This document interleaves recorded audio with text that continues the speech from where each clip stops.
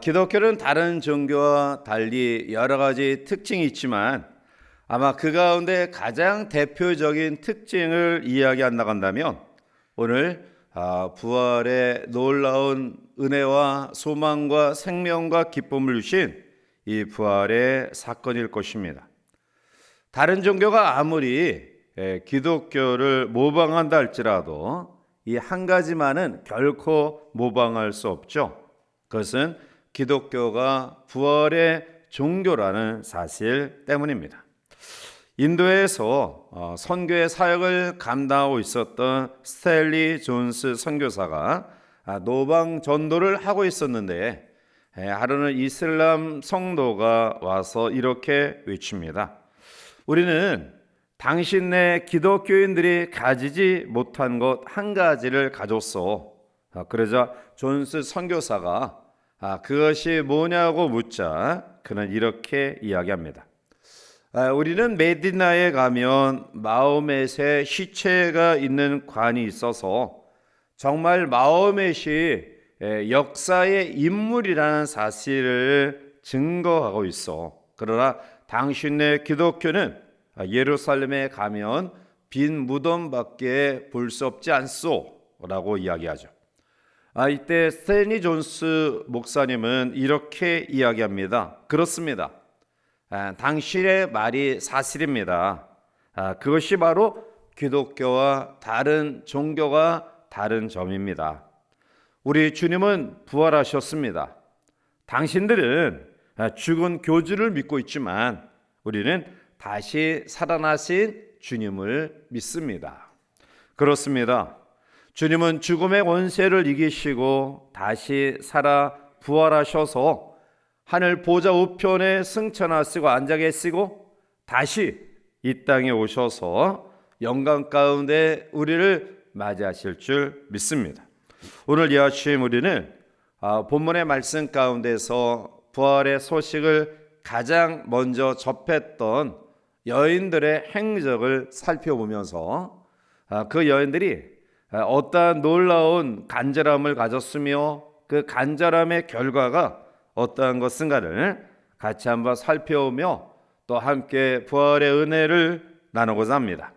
먼저 오늘 본문의 말씀 속에 주시는 첫 번째 교훈은 이 여인들은 부활의 소식을 들었다라는 것이죠.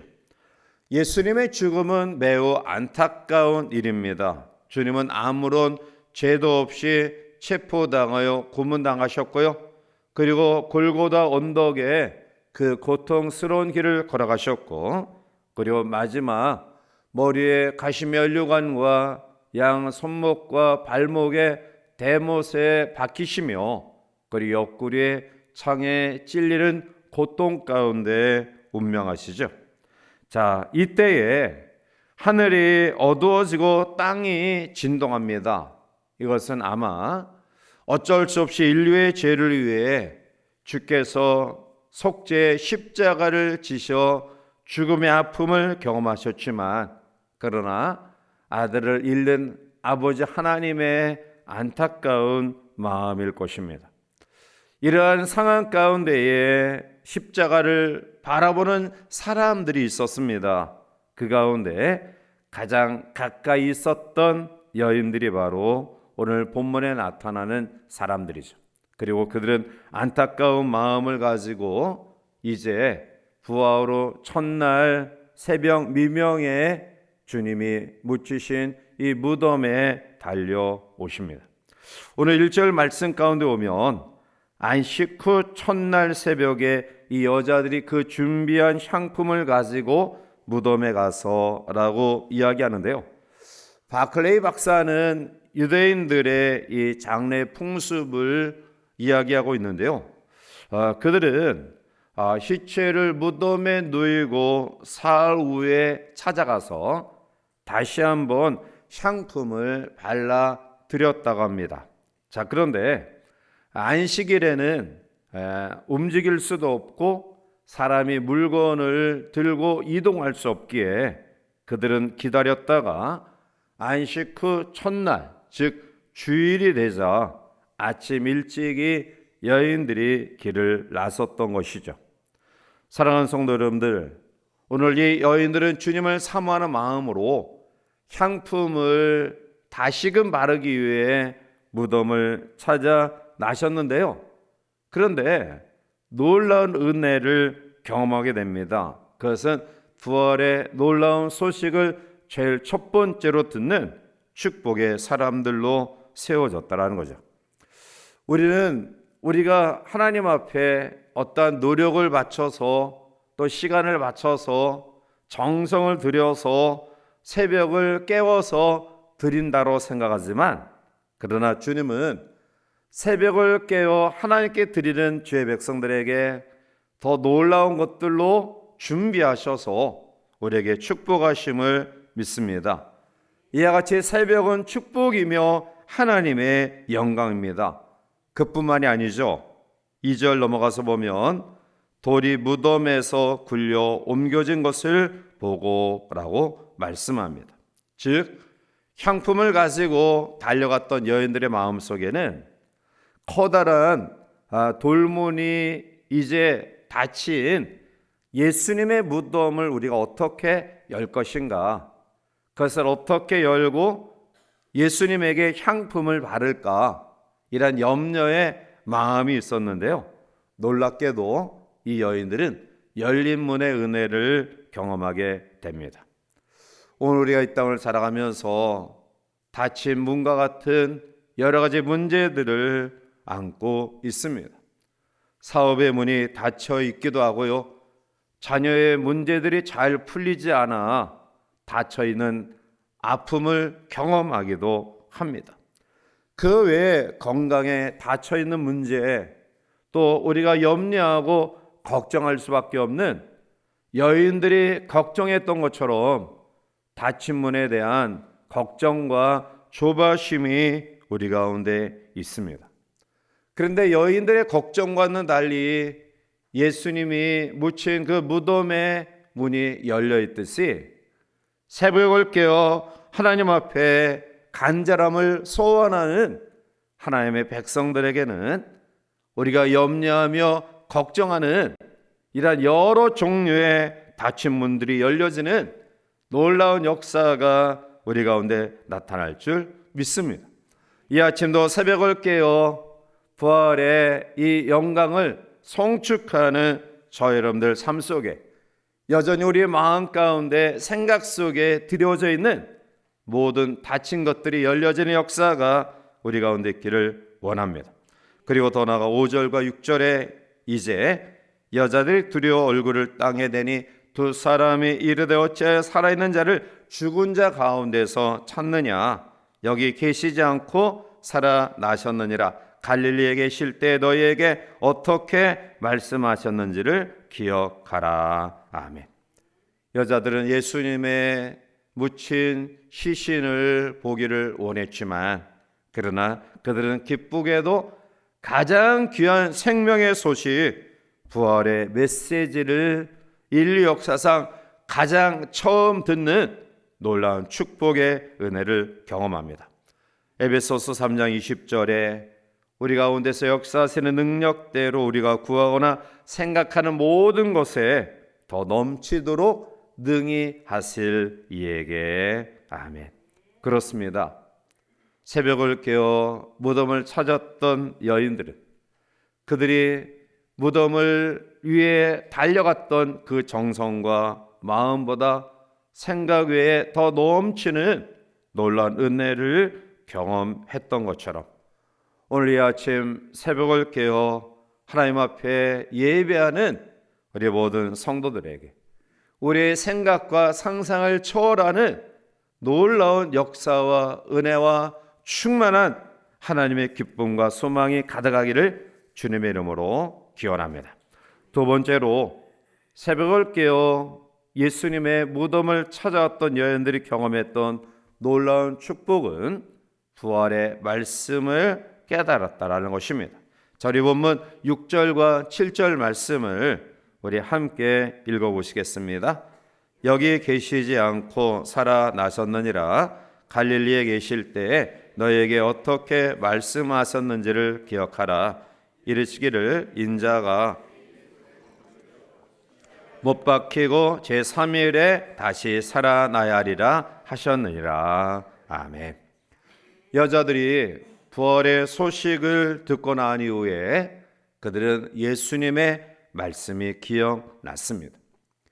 주님은 마지막 그의 생애를 마치는 과정 속에 십자가의 죽음과 부활에 대한 진리를 가르치셨습니다. 그렇습니다. 사랑하는 성도 여러분, 오늘 이 험난한 어두운 세상을 살아가는 우리의 삶 속에 정말로 필요한 것은 새로운 지식이 아니라 이미 우리들이 알고 있는, 우리가 하나님 앞에 경험하고 있는 그 놀라운 은혜, 그 놀라운 생명의 말씀을 떠올리는 것입니다. 요한복음 14장 26절에 보혜사 곧 아버지께서 내 이름으로 보내실 성령, 그가 너에게 모든 것을 가르치고 내가 너에게 말한 모든 것을 생각나게 하리라 말씀하고 계십니다. 성령의 역사와 기능은 우리가 모르는 것을 깨닫게 하는 것이 아니라 이미 알고 있는 것들을 기억하고 생각나게 하시는 것입니다. 베드로는 예수님께로부터 닭이 2번 울기 전에 3번 나를 부인하리라 라는 경고를 들었습니다. 그러나 그것을 무심히 넘겼던 그는 비로소 닭이 울자 깨닫게 되죠. 마가복음 14장 72절에 닭이 곧 2번째 울더라. 이에 베드로가 예수께서 자기에게 하신 말씀, 곧 닭이 2번 울기 전에 내가 3번 나를 부인하리라 하심이 기억되어 그 일을 생각하고 울었더라. 아멘. 그렇습니다.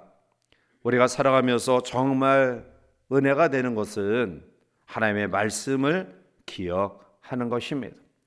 그 말씀이 기억되어질 때 우리가 잠시 좌우로 치우치는 어리석은 삶을 살았다 할지라도 다시 되돌이킬 수 있는 놀라운 축복의 사람으로 세워질 수 있기 때문입니다. 베드로도 우리와 똑같은 연약한 모습을 가진 사람이었습니다. 우리도 베드로와 같이 주님에 대하여 아픔을 드리는, 주님을 실망시키는 모습들을 가질 수밖에 없는 연약한 존재들이고요, 또 그러한 모습들을 가지고 있습니다. 그런데 우리가 오늘까지 살아올 수 있었던 이유는 바로 주님을 사랑하는 마음을 가진 우리에게 성령 하나님께서 말씀을 기억하게 하시고 생각나게 하시고 우리의 실수와 또 부족함을 뉘우치게 하시고 깨닫게 하시고 돌이키게 하시는 놀라운 은혜가 있었기 때문입니다. 그렇습니다. 오늘 우리에게 정말로 중요한 것은, 소중히 여길 것은 기억하라, 생각하라 라는 하나님의 권고고요, 그 권고 속에 깨달음의 결단은 여인들처럼 새벽을 깨어 하나님 앞에 간구하는 죄 백성들이 주시는 놀라운 축복의 은혜입니다.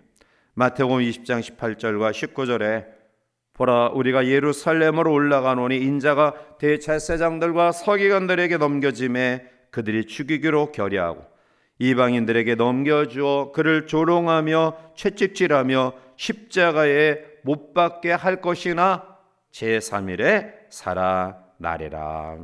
그렇습니다. 새벽은 우리가 잠시 잊고 있었던 말씀, 그래서 하나님과 상관없이 살아가고 있었던 우리의 연약함을 다시 한번 일깨워 주시고요, 우리의 심령을 회복시키는 놀라운 축복의 시간입니다.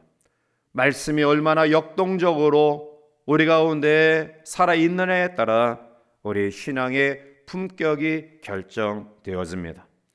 복된 새벽을 깨워서 부활의 영광을 찬양하는 우리 모든 성들의 마음속에 우리가 익히 알고 있었던 말씀이지만 잠시 잊고 있었던, 그래서 하나님 앞에 죄성스러웠던 우리의 모습들을 다시 한번 뉘우치고 또 돌이키고 가장 축복의 사명적 삶을 살아가는 우리 모두가 되시기를 주님의 이름으로 축복합니다. 결국 세 번째, 이 여인들이 경험했던 놀라운 축복은 부활의 소식을 전하는 예수님이 그토록 원하시는 증인의 삶으로 바뀌어진다라는 사실입니다.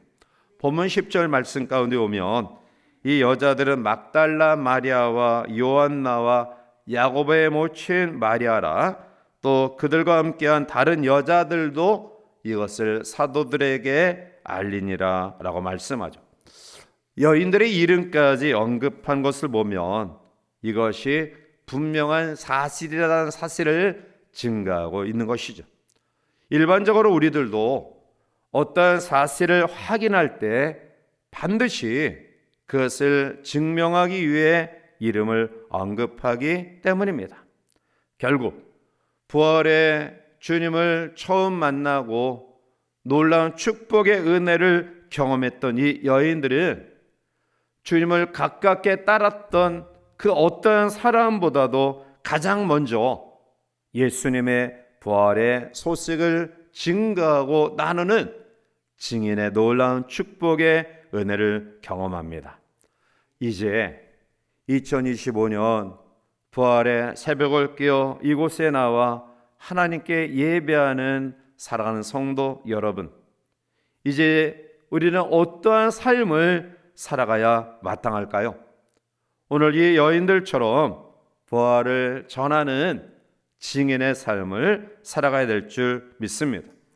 그랬을 때 용기, 힘, 소망, 기쁨을 잃어버린 사도들, 그리고 그 사도들을 통하여 동일한 아픔과 힘듦 가운데 있었던 초대교회 성도들, 그리고 오늘도 여러 가지 문제와 아픔과 고통 가운데 있는 모든 인류들이 이 여인들처럼 기쁨으로, 제자들처럼 기쁨으로, 초대교회 성도들처럼 능력의 삶으로 변화되어지는 놀라운 역사를 경험하게 될 줄 믿습니다.